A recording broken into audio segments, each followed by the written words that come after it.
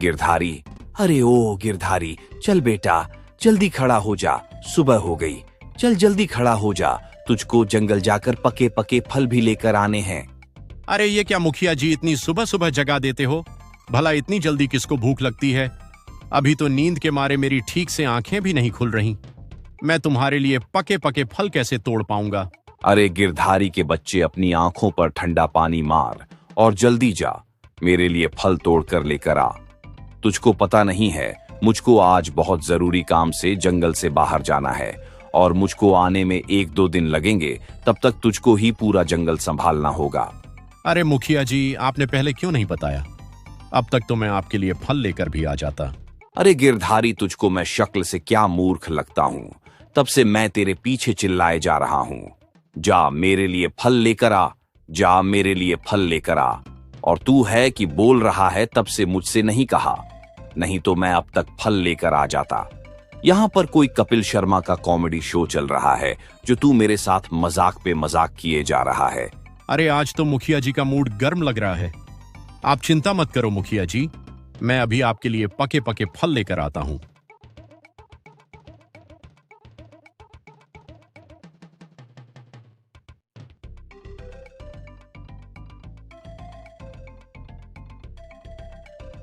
और गिरधारी मुखिया जी के लिए पके पके फल लेकर आता है।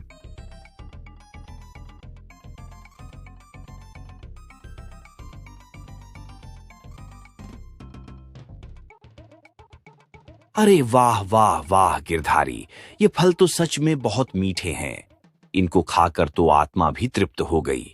एक बात तो है गिरधारी, जब भी मैं तुमको डांट फटकार कर भगाता हूँ तो तुम उसी दिन बहुत पके हुए और मीठे फल लेकर आते हो। अच्छा मुखिया जी, आप जाने की बोल रहे थे। आप जल्दी जाओ, नहीं तो आपको देर हो जाएगी। अरे हाँ गिरधारी, मैं तो फलों के चक्कर में जाना भी भूल गया था। तूने अच्छा याद दिला दिया, लेकिन मेरे जाने के बाद चोर उचकों का ठीक से ध्यान रखना समझा। आप चिंता मत करो मुखिया जी, मेरे होते हुए चोर गुफा में से एक कंकड़ तक नहीं चुरा सकता। आप बेफिक्र होकर जाओ। आजकल जंगल में बहुत चोरियां हो रही हैं। अरे गिरधारी, मैं जा तो रहा हूं, लेकिन मुझको बहुत डर लग रहा है। गुफा के अंदर बहुत सारा धन है। वो चोर तुझको मूर्ख बनाकर कहीं वो मेरा धन ना ले जाए। अरे कैसी बातें करते हो मुखिया जी? आपको क्या मैं मूर्ख लगता हूं? और चोर ने कौन सी डिग्री ले रखी है मूर्ख बनाने की, जो वो मुझको मूर्ख बनाकर चला जाएगा? गिरधारी, बातों में तो तुमसे कोई जीत नहीं पाएगा, लेकिन तुम मेरी एक बात का ध्यान रखना, चोर हमेशा रात में ही आता है। तुमको रात में सोना नहीं है, समझे? तुम रात को गुफा के बाहर पहरा दोगे। मुखिया जी, आपने जैसा कहा है मैं वैसा ही करूंगा। मैं रात भर पहरा दूंगा और कोई मुझको मूर्ख बनाएगा तो मैं मूर्ख नहीं बनूंगा और ना ही उसके बहकावे में आऊंगा। आप बेफिक्र होकर जाओ, मैं आपके धन की पूरी जिम्मेदारी के साथ रक्षा करूंगा। हाँ, अब की है तूने मर्दों वाली बात। अब मुझको लग रहा है तू चोर को नहीं आने देगा। अच्छा, अब मैं जा रहा हूं, तू अपना और मेरे धन का अच्छे से ख्याल रखना। इतना बोलकर मुखिया वहां से चला गया।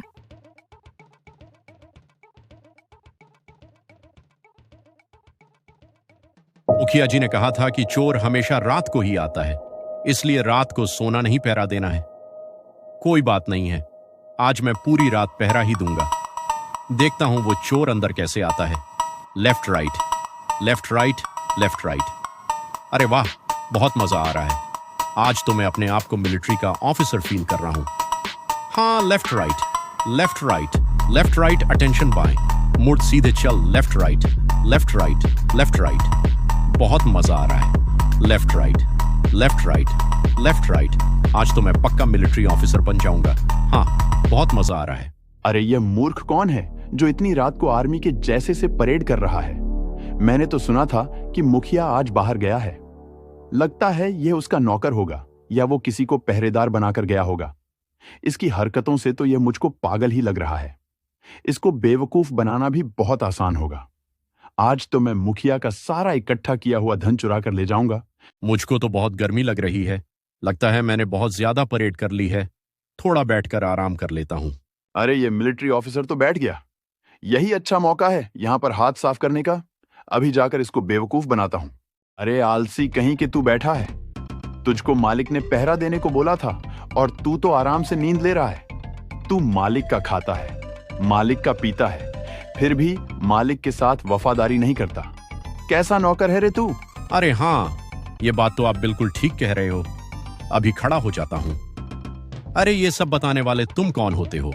हाँ, मैं कौन होता हूँ अभी तुमको पता चल जाएगा। मुझको तुम्हारे मालिक ने भेजा है और कहा है कि उस आलसी पर नजर बनाए रखना, कहीं वह किसी चोर से चोरी ना करवा दे।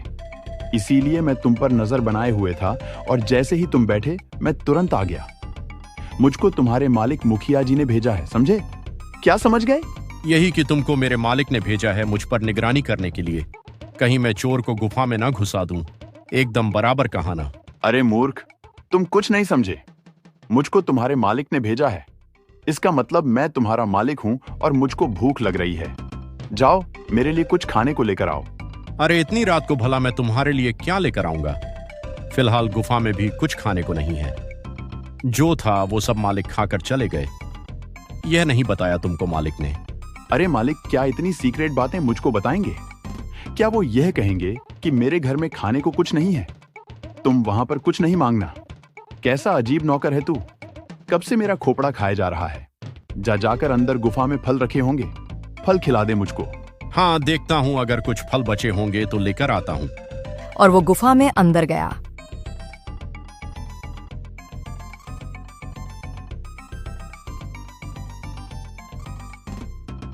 लेकिन उसको वहां पे फल नहीं मिले।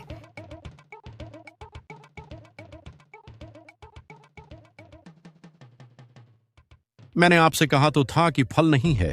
सारे फल तो मालिक खा गए। कोई बात नहीं है, फल मालिक खा गए तो क्या हुआ?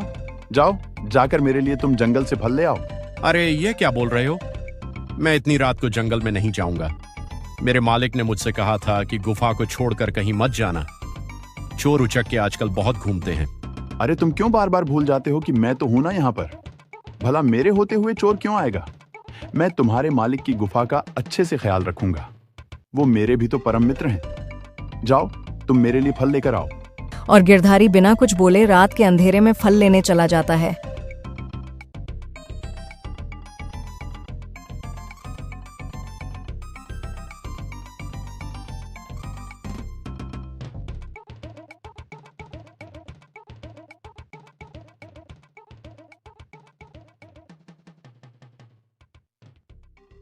अरे मैंने उस मालिक के मित्र को अपना नाम तो पूछा ही नहीं कि मालिक ने तुमसे क्या बोला था कि गुफा पर कौन मिलेगा। वो मुझको नौकर नौकर कह रहा था, लेकिन मालिक ने तो मुझे कभी नौकर नहीं कहा। वह तो मुझे बड़े प्यार से गिरधारी कहते थे। लगता है कुछ ना कुछ गड़बड़ है। और भला मेरे होते हुए मालिक किसी को क्यों भेजेंगे? और इतनी रात को भी कोई आता है क्या? मुझको तो यह पक्का कोई शातिर चोर ही लग रहा है। मैं जल्दी गुफा पर जाता हूं, इससे पहले कि वो मूर्ख नौकर आ जाए। मैं गुफा से सारा धन लेकर भाग जाता हूं। वो थोड़ी देर के लिए ही मूर्ख बना है, लेकिन उसके अंदर भी एक चालाक और समझदार जानवर छिपा है। वो कभी भी अपनी बुद्धि चला सकता है। कहीं ऐसा ना हो वो वापस आ जाए। जल्दी से धन लेकर भाग जाता हूं। और वो गुफा के अंदर जाता है और पूरा धन लेकर वहां से भाग जाता है। अरे बाप रे, वो मालिक का मित्र तो यहां पर नहीं है। लगता है वो कोई शातिर चोर था। वो मालिक का सारा धन लेकर चला गया। अब मालिक मुझको जीवित नहीं छोड़ेगा। अब मैं क्या करूं? एक काम करता हूं, गहरी नींद में सोने का नाटक करता हूं। अरे गिरधारी, तेरी लेट तक सोने की आदत अभी गई नहीं है। खड़ा हो जा और मेरे लिए नाश्ते का बंदोबस्त कर। देख सूरज कितना चढ़ाया है, जल्दी जाग जा। अरे गिरधारी, तुझको भला नाटक करने की क्या जरूरत पड़ गई? मेरे साथ प्रैंक करने की सलाह है क्या तुम्हारी? वो मालिक, मैं सो नहीं रहा था। वो तो मैं सोने का नाटक कर रहा था। प्रैंक तो मेरे साथ वो रात वाला चोर कर गया मालिक। क्या कहा तुमने? तुम्हारे होते हुए चोर कैसे आ गया? मैंने तुमसे कहा था कि एक रात सोना मत, फिर चोर कैसे आ गया? अरे मालिक, वो चोर मुझसे कई गुना ज्यादा शातिर था। उसने मुझसे कहा कि मुझको तुम्हारे मालिक ने भेजा है तुम्हारी रखवाली करने के लिए, कि तुम गुफा पर पहरा देते हो या नहीं, और उसने मुझको फल लेने के लिए भेज दिया। और वह शातिर चोर आपका सारा इकट्ठा किया हुआ धन लेकर भाग गया। अरे मूर्ख गिरधारी, तूने मेरे वर्षों की मेहनत को एक रात में लुटा दिया। मैं अभी तुझको मजा चखाता हूं। और मुखिया जी ने गिरधारी के ऊपर हमला कर दिया। अरे मालिक, मुझको छोड़ दो, मेरी गर्दन को मत दबोचो। तुम्हारे जबड़े में बहुत खतरनाक दांत हैं, मेरी गर्दन को काट देंगे। मुझको छोड़ दो मालिक, मुझको छोड़ दो। और गिरधारी वहां से जान बचाकर भाग गया। अरे आपको क्या लग रहा है कि मेरे मालिक मुझे जान से मारना चाहते थे? बिल्कुल भी नहीं। वो तो मेरे लिए उनका प्यार था। मैंने उनके जीवन भर की पूंजी को एक रात में लुटा दिया था ना, इसीलिए मालिक ने मुझको थोड़ा सा पीटा था, वरना मालिक मुझसे बहुत प्यार करते हैं। हाँ। बहुत समय पहले की बात है। एक घने जंगल में एक चालाक सियार रहता था। उसका नाम था चतुर सिंह। वह सियार खुद को जंगल का सबसे बुद्धिमान जानवर मानता था। वह हर किसी को बुद्धू बनाकर अपना काम निकलवा लेता था और हमेशा सबका मजाक बनाया करता था। एक दिन उसके मन में एक विचार आया। मैं इतना चालाक और बुद्धिमान हूँ, लेकिन अभी तक मेरी शादी नहीं हुई। अगर मैं शादी कर लूंगा तो पूरा जंगल मुझे राजा मानेगा। यह सोचकर उसने यह बात पूरे जंगल में हवा की तरह फैला दिया। सुनो दोस्तों, अब मैं शादी करने जा रहा हूँ और मेरी शादी इतनी धूमधाम से होगी कि पूरा जंगल देखेगा। अरे सियार भाई, पहले ये तो बताओ कि तुमसे शादी करेगा कौन? तुम्हारे पास तो कोई ठिकाना भी ना। हाँ, दूसरे का खाना चुरा चुरा कर खाते हो। तुमसे शादी करेगा कौन? उसकी चिंता तुम लोग ना करो, बस मेरी शादी का इंतजार करो। तुम लोग देखना मेरी शादी कितनी धूमधाम से होगी और मैं इस पूरे जंगल का राजा कहलाऊंगा। ये कहकर सियार वहां से चला जाता है।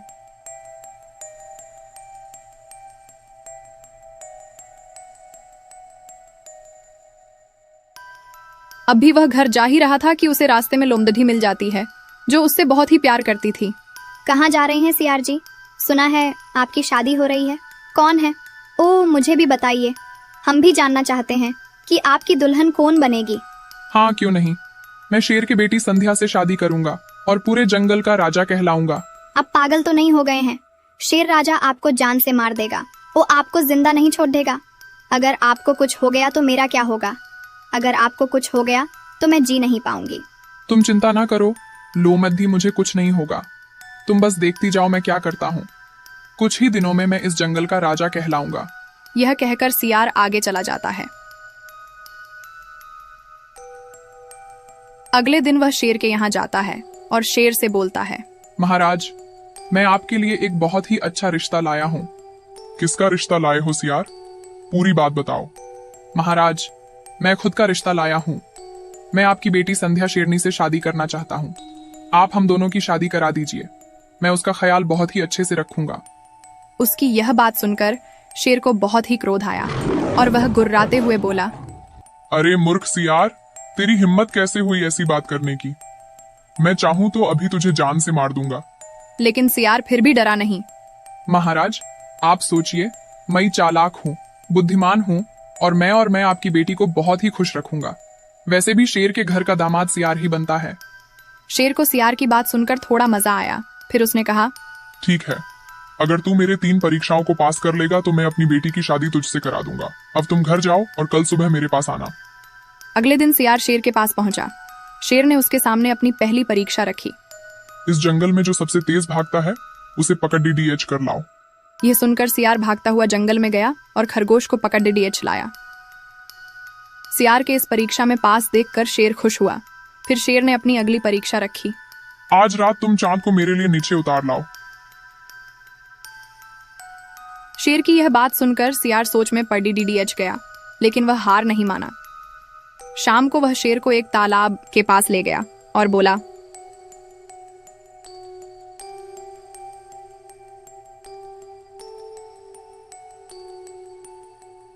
महाराज, देखिए, मैं चांद को नीचे ले आया। शेर हंसा, लेकिन उसकी चतुराई से बहुत प्रभावित भी हुआ। सियार, तूने 2 परीक्षाओं को पास कर लिए, अब तेरी तीसरी परीक्षा है। अगर तू मेरी बेटी को हंसा देगा तो मैं खुशी खुशी उसकी शादी तुझसे कर दूंगा। और फिर सियार ने किसी तरह उछल कूद करके राजकुमारी को हंसा दिया। यह देखकर शेर बहुत ही खुश हुआ और सियार की शादी अपनी बेटी से करा दी। बहुत समय पहले की बात है। जंगल के किनारे एक बकरी का बच्चा अपने माँ के साथ रहता था। उसका नाम था भोलू। एक दिन भोलू की माँ बहुत ही बीमार पड़ रच गई। वो इतनी बीमार हो जाती है कि वह ठीक नहीं हो पाती है। फिर एक दिन उसकी मृत्यु हो जाती है। भोलू अपने माँ के पास बैठकर रोने लगता है। माँ, आप मुझे छोड़ डाच कर क्यों चली गई? मेरा और कोई नहीं है। मेरा इस दुनिया में अब कौन मुझे दूध पिलाएगा? मैं अब किसके पास रहूंगा? दरअसल भोलू अभी बहुत ही छोटा था। वो बिल्कुल ही अकेला हो जाता है। वो इतना छोटा था कि अभी खाना भी नहीं खा सकता था। वह सिर्फ अपनी माँ का ही दूध पीता था।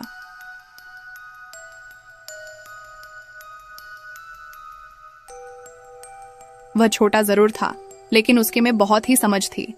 वह जैसे तैसे अपने माँ की शरीर को गड्ढे में धकेलता है और ऊपर से मिट्टी डालकर उसे दफना देता है। इस काम में उसका कोई साथ नहीं देता है। माँ के मरने के बाद वह बहुत ही अकेला हो जाता है। वह दूसरे बकरों के साथ घुलने मिलाने की कोशिश करता है, लेकिन जैसे ही वह दोस्ती करने की कोशिश करता है, उसे बाकी बकरे भगा देते हैं।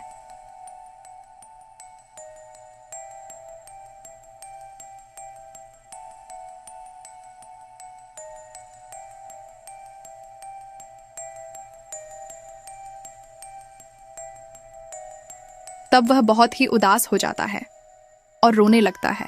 माँ, आप क्यों मुझे छोड़ डच कर चली गई? मुझे अकेला देखकर कोई मुझसे दोस्ती नहीं करा रहा है। मैं बिल्कुल अकेला पड़ गया हूँ माँ। मुझे बहुत भूख भी लगी है। खाना कहाँ मिलेगा मुझे कुछ भी नहीं पता माँ।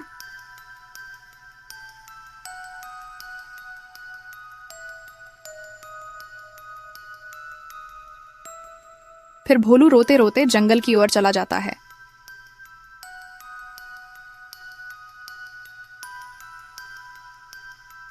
थोड़ी दूर जाने के बाद उसकी नजर एक हिरानी पर पड़ती है।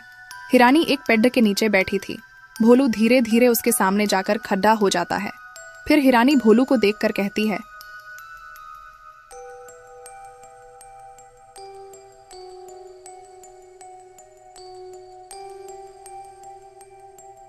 तुम कौन हो और इस जंगल में क्या कर रही हो? तुम जल्दी अपने घर वापस जाओ। तुम अभी बहुत छोटे हो। इस जंगल में बहुत जंगली जानवर हैं। वो तुम्हें देखेंगे तो खा जाएंगे। तुम उनके सामने से भाग भी नहीं पाओगे। मौसी, मेरी माँ अब जीवित नहीं है। कुछ दिन पहले उनकी मौत हो गई है। इस दुनिया में मेरा कोई नहीं है। मैं बिल्कुल अकेला हूँ। कोई मुझे साथ रखना नहीं चाहता। हर कोई मुझे दूर कर देता है। मुझे अपने पास रहने दो ना मौसी। मैं इस जंगल के बारे में कुछ नहीं जानता। ये सब तुम क्या कह रहे हो? मैं अपने साथ एक बकरी के बच्चे को नहीं रख सकती। तुम यहाँ से चले जाओ। मैं किसी और के बच्चे की जिम्मेदारी नहीं ले सकती। मौसी, मुझे अपने पास रहने दो ना मौसी। समय आने पर मैं आपके बहुत कम आऊंगा। मेरा विश्वास करो, मेरा इस दुनिया में और कोई नहीं है। तुम मेरे किसी कम नहीं आओगे। चले जाओ, मेरे सामने से जल्दी चले जाओ। फिर दुखी होकर रोते रोते भोलू वहां से चला जाता है। उसे अपनी माँ की बहुत याद आ रही थी। वह अब चलते चलते बहुत ही थक चुका था और उसे बहुत भूख भी लगी थी। भोलू रोते रोते एक पेड़ के नीचे बैठ जाता है। तभी पेड़ के ऊपर से एक तोता उससे कहता है, तुम क्यों रो रहे हो? क्या हुआ है बताओ, शायद मैं तुम्हारी मदद कर दूं। बिना डरे तुम मुझे सब कुछ बता सकते हो। मुझे बहुत भूख लगी है। कुछ दिन से मैंने दूध भी नहीं पिया है। मुझे थोड़ा खाना दे सकते हो? क्या तुम दूध पीते हो? पर तुम्हें यहाँ दूध कहाँ से मिलेगा? मैं अपने बच्चों के लिए फल लाई हूँ। अगर तुम्हें फल खाना है तो थोड़ा तुम्हें उनके हिस्से से दे देता हूँ। थोड़ा रुको, मैं तुम्हारे पास आ रही हूँ।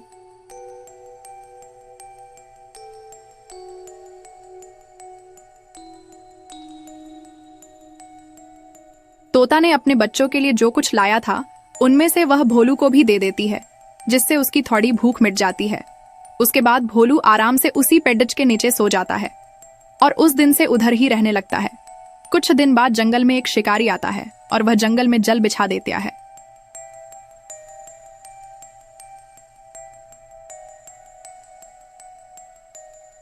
थोड़ी देर बाद जब हिरानी वहां से गुजरती है तब वह उस जाल में फंस जाती है। हिरानी जाल से बाहर निकलने के लिए छात पड़ती है, लेकिन वह नहीं निकल पाती है। तभी वहां तोते के बच्चों के साथ खेलते हुए भोलू वहां पहुंच जाता है और वह देखता है कि हिरानी शिकारी के जल में फंस गई है। अरे, मुझे इस हिरानी की मदद करनी चाहिए। ये बेचारी जाल से निकल नहीं पा रही है। थोड़ी देर मवेशी आ जाएंगे और इस हिरानी को पकड़ डीहच कर ले जाएंगे। मुझे कुछ करना होगा। नहीं नहीं, हमें जल्दी ही यहाँ से भागना होगा, नहीं तो शिकारी आके हमें भी पकड़ डीहच कर ले जाएंगे। जल्दी भागो, चलो यहाँ से। नहीं, तुम दोनों जाओ। मुझे इसकी मदद करनी ही पड़ेगी। मैंने इसे एक बार कहा था, कि मैं कभी ना कभी तुम्हारे काम आ सकता हूँ। भोलू उन दोनों की बात नहीं मान और हिरानी को बचने चला गया। भोलू हिरानी के पास गया और अपने दांतों से जल को काटने लगा।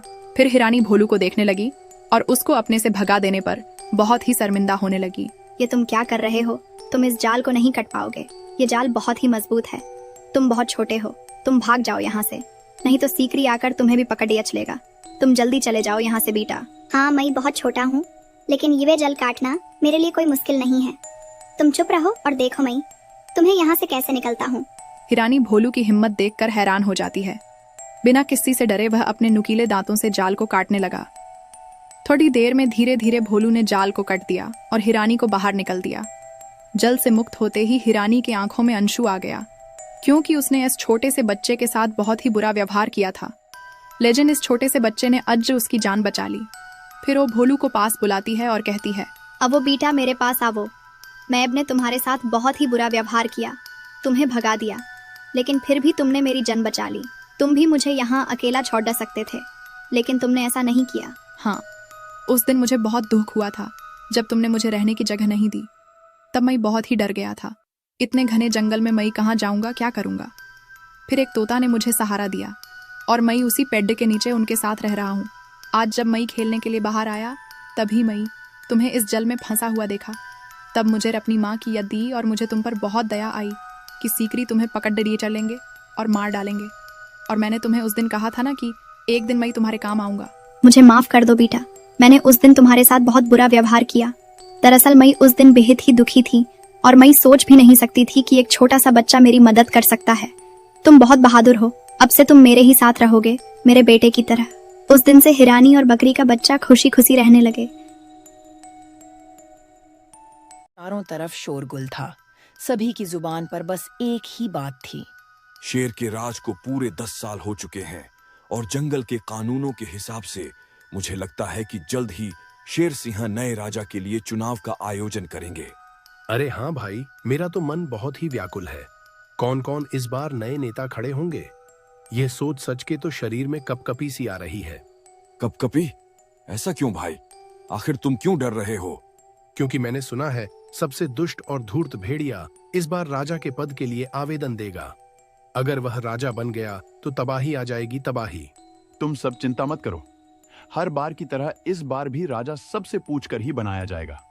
जिसके पक्ष में जो ज्यादा होगा वो राजा बन जाएगा। और ऐसे भी इस भेड़िए को तो कोई पसंद भी नहीं करता, तो फिर उसका राजा बनना तो तुम सब भूल ही जाओ। सही बात है, हमें ज्यादा सोचना नहीं चाहिए। उनकी बातें भेड़िया और उसका साथी लकड़भग्गा बड़े ध्यान से सुन रहे थे। अरे मुझ में क्या कांटे लगे हैं जो सब मुझसे नफरत करते हैं। अरे भाई, ये सब आपसे जलते हैं, आपकी ताकत से खौफ खाते हैं, सोचते होंगे कि आप उनसे कितने आगे हैं। सही बोल रहा है। एक बार राजा बन जाने दे, फिर इन सब का ऐसा हाल करूंगा कि पीने के लिए पानी, खाने के लिए भोजन को तरसेंगे। इन पर इतना टैक्स लगाऊंगा कि मुझसे रहन की भीख मांगेंगे और मैं फिर उन पर और टैक्स लगाऊंगा। पहले राजा तो बन जाइए भाई। आपने सुना नहीं, राजा वही बनेगा जिसके पक्ष में ज्यादा से ज्यादा जानवर होंगे। हमारे पक्ष में तो आप और मैं ही हैं, बाकी तो हमें कोई भाव ही नहीं देता। तू चिंता मत कर छोटू, मेरा नाम भी कलिया है। कलिया कुछ न कुछ तिगड़बाजी करूंगा और इस जंगल का नया राजा बन जाऊंगा। झुकूंगा नहीं साला। शेर सिंह सभा ले रहा था। हर बार की तरह इस बार भी हम नया राजा चुनेंगे। राजा बनने के लिए जो भी उम्मीदवार हैं वह अपना अपना नाम ले सकते हैं। क्या आप इस बार राजा बनने के लिए चुनाव नहीं लड़ेंगे? नहीं, मेरे 10 वर्ष पूरे हो चुके हैं। जंगल नियम अनुसार इसे हमें बदलना नहीं चाहिए। इसलिए जो नए नए उम्मीदवार हैं वो आगे आए। माफ करना शेर सिंह, मगर मेरी एक राय है। हर बार की तरह इस बार भी आप नया राजा आप जानवरों से पूछकर बनाएंगे। ये बहुत ही गलत तरीका है। ये दशकों से चली आ रही है। इससे निर्णायक फैसला होता है। यकीनन फैसला निर्णायक होता है, मगर जानवरों में आपस में मतभेद बढ़ जाते हैं। एक बार गौर से सोचो, मैं किसी पहले पक्ष की तरफ से बोल रहा हूं, उसे वोट दे रहा हूं, तो दूसरा पक्ष मुझे अपना दुश्मन ही समझेगा ना। यह तो तुमने काफी दिलचस्प बात बताई। तुम्हारा कहना तो सही है, मगर तुम्हारे पास इसका क्या इलाज है और क्या क्या तरीका है जिससे चुनाव किया जाए? बहुत सिंपल है। हम पर्चियों के माध्यम से वोट डालेंगे जिसमें सिर्फ उम्मीदवार के चुनाव चिन्ह होंगे। अपने नेता को वोट डालने के लिए उसके चुनाव चिन्ह पर मुहर लगाकर एक बॉक्स में डाल देंगे। फिर उनकी गिनती होगी और जिसकी पर्ची ज्यादा होगी उसकी ही जीत होगी। इससे किसी को मालूम नहीं चलेगा कि किसने किसको वोट दिया और जंगल में शांति से वोट कर राजा बनाया जा सकता है। बहुत खूब। हमने आज तक तुम्हें धूर्त, कमीना, बेकार, घमंडी, कामचोर और अड़ियल समझा, मगर तुम तो देवमानुष निकले, बुद्धिमान निकले। अब से वोटिंग की प्रक्रिया बदली जाती है और इस प्रक्रिया को चालू किया जाता है। सभी जानवर बहुत खुश थे। इस बार राजा बनने के लिए गधा, लोमड़ी और कालिया भेड़िया खड़े हुए हैं। कुछ दिनों बाद वोटिंग बॉक्स आ जाएगा, फिर चुनाव किया जाएगा। भेड़िया उस रात कुछ प्लान बनाता है। भाई, आपने ये कैसा चाल चलाया है? मुझे तो कुछ समझ नहीं आ रहा है। ये सब करके हमें क्या फायदा होगा? मेरी बात ध्यान से सुन। जंगल में गधे को ज्यादा वोट मिलेगा क्योंकि उसे जंगल में ज्यादा पसंद करते हैं। लोमड़ी को भी मिल सकता है मगर वो थोड़ी लालची है। मगर भाई हमारा क्या, हमें तो जंगल की परछाई भी पसंद नहीं करती। हमें कौन वोट देगा? हमें चोरी करनी है। हमें वोटिंग बॉक्स को चुराना है। उसकी जगह में दूसरा बॉक्स रखेंगे जिसमें सिर्फ हमारी ही पर्ची ज्यादा होगी और जब गिनती होगी तब हमारी ही जीत होगी। अरे वाह भाई, कमीनापंती में तो आपका जवाब नहीं है। मानना पड़ेगा, आप काफी बड़े कमीने हैं। तू तारीफ कर रहा है या मेरा मजाक उड़ा रहा है? तारीफ कर रहा हूँ भाई, तारीफ कर रहा हूँ। कुछ दिनों बाद वोटिंग बॉक्स लाया गया। सभी जानवरों ने बारी बारी से वोटिंग किया। आज की वोटिंग पूरी हुई। कल इस वोट को गिनकर फैसला सुनाया जाएगा। आप सभी कल तक का वेट कीजिए, जल्द ही फैसला हो जाएगा। भेड़िया और लकड़बग्घा इसी मौके के तलाश में थे और रात में दबे पांव गुफा में पहुंचे और बॉक्स को चुराकर उसके स्थान पर दूसरा बॉक्स रख दिया। हम अभी इस बॉक्स में गिनकर बताते हैं कि किसको कितना वोट मिला है। आप सभी इंतजार कीजिए।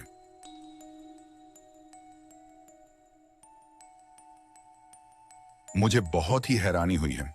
मुझे समझ नहीं आ रहा है कि मैं कैसे बताऊं। बताइए महाराज, क्या बात है? साफ साफ बोलिए। 400 वोट गधे को मिला है और 450 वोट भेड़िए को मिला है और इसी कारण भेड़िया इस वोट में आगे है और अब अगला राजा भी बनेगा।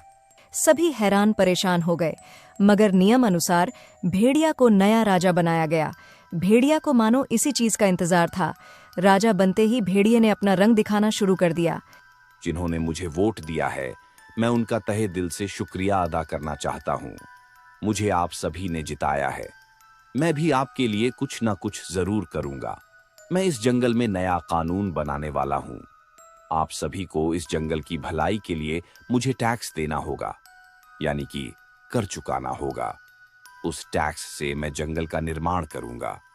क्या किसी को कुछ पूछना है? यह गलत है। जंगल में तुम आखिर क्या बनाओगे? यही पेड़ पौधे हैं, नदी है, जंगल है और इसमें तुम क्या ही बना लोगे? चुप हो जा। मैंने जो कहा है वह मेरा आदेश है। मैं राजा हूं। जो भी मैं बोलूंगा वही कानून होगा। मेरे नियम का पालन किया जाएगा। भेड़िया अब जंगल में अत्याचार मचाने लगा। सभी जानवर कुछ दिनों में ही परेशान हो गए। शेर सिंह, कुछ कीजिए। ये भेड़िया हमें खत्म कर देगा। इसके कानून सब बेमतलब है। बिना किसी कारण का टैक्स फालतू है। वो तो बस अपना बदला पूरा कर रहा है। मुझे मालूम है, मगर 10 सालों तक हम कुछ नहीं कर सकते। 10 सालों बाद ही चुनाव हो सकता है। उसके पहले हम कुछ नहीं कर सकते। सभी जानवर मायूस होकर वहां से चले जाते हैं।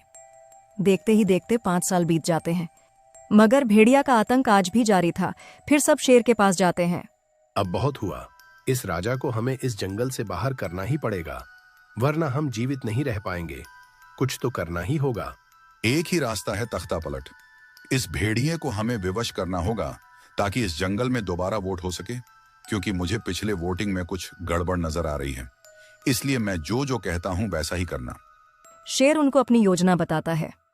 तुम सब यहाँ क्या करने आए हो, और वो भी इतनी संख्या में? हम सब तुम्हें गद्दी से हटाने आए हैं। हमें जंगल में दोबारा चुनाव करवाना है। तुम सब पागल हो गए हो क्या? 10 साल बाद मुझे हटाया जा सकता है। इसके पहले कोई भी मुझे नहीं हटा सकता। हमें मालूम है, इसलिए अगर तुम दोबारा चुनाव के लिए नहीं मानते तो हम सब जंगल छोड़कर चले जाएंगे। फिर सिर्फ तुम ही इस जंगल में अकेले रह जाओगे। अरे भाई, ये सब तो पूरी तैयार होकर आए हैं। अगर हमने मना किया तो सबके सब जंगल छोड़ देंगे, तो फिर हम किसका शिकार करेंगे, क्या खाएंगे? बात तू सही कह रहा है। ऐसे भी दोबारा चुनाव होगा तब भी हम ही जीतेंगे। वहीं पंतरा आजमाएंगे, इन्हें दोबारा मूर्ख बनाएंगे। ठीक है, मैं दोबारा चुनाव के लिए राजी हूं, मगर मेरी एक शर्त है। दोबारा उसी तरह ही चुनाव होगा जैसा पिछली बार हुआ था। सभी जानवर शेर सिंह के पास पहुंचे और सारी बात को बताई। शेर ने चुनाव की तैयारी करनी चालू कर दिया। जैसा चुनाव चल रहा था वैसा ही चुनाव करवाया गया। सभी जानवरों बारी बारी से वोट दिया और वोट बॉक्स को शेर सिंह अपने साथ ले गया। रात हो गई है, हमें अपना काम करना चाहिए। चल मेरे साथ और नकली बॉक्स को भी उठा ले। दोनों दबे पांव गुफा में घुसे और बॉक्स को चुरा लिया और नकली बॉक्स फिर से दोबारा रख दिया। आज फिर से चुनाव की गिनती होगी, मगर आज सबके सामने ही होगी, ताकि किसी को ऐसा ना लगे कि कोई गलती या वोटों के साथ छेड़छाड़ हुई हो। गधे को 848 वोट मिले हैं, जबकि भेड़िए को सिर्फ मात्र 2 वोट ही मिले हैं। इसलिए गधा यह चुनाव जीत गया है। भेड़िया जैसे ही सुनता है हक्का बक्का रह जाता है। ये कैसे हो सकता है? ये नामुमकिन है। जरूर तुमने गलती की है। मैंने तुम्हारे सामने ही वोटों की गिनती की है। इसमें सारे वोट गधे को मिला है, तुम्हें मात्र 2 वोट ही मिला है। क्या बकवास कर रहे हो? मैंने सभी वोट अपने नाम का डाला था, तो फिर यह सारे वोट गधे को कैसे मिल सकते हैं? इसमें सिर्फ मेरा ही पर्ची है। रात भर मैंने इसमें अपनी पर्ची डाली है। गुस्से में भेड़िए ने सच बोल दिया था। सभी जानवर उससे पूछने लगे, तुमने वोट बॉक्स के साथ क्या किया है? हमें सच सच बताओ भेड़िए, वरना अच्छा नहीं। ये कुछ नहीं बताएगा, मैं बताता हूं। ये मेरी गुफा में आए थे और असली चुनाव बॉक्स को चुराकर नकली बॉक्स को रख दिया, मगर इन्हें मालूम नहीं था। मैंने भी इन पर नजर रखी हुई थी और मैंने भी नकली बॉक्स रखा था जो पूरी तरह खाली था, जिसे यह उठा के ले गए। ये झूठ बोल रहा है। मैंने ऐसा कुछ नहीं किया। मैं निर्दोष हूं। हमें सब मालूम है भेड़िए, कौन सच्चा है और कौन झूठा है। अब गधा महाराज ही असली दोषी को सजा सुनाएंगे। मैं राजा होने के मुताबिक यह फैसला सुनाता हूं कि भेड़िए को आजीवन इस जंगल में चुनाव नहीं लड़ने दिया जाएगा और भेड़िया जीवन भर जो जो इस जंगल में राजा बनेगा उसकी सेवा करेगा, उसका दास बन के रहेगा।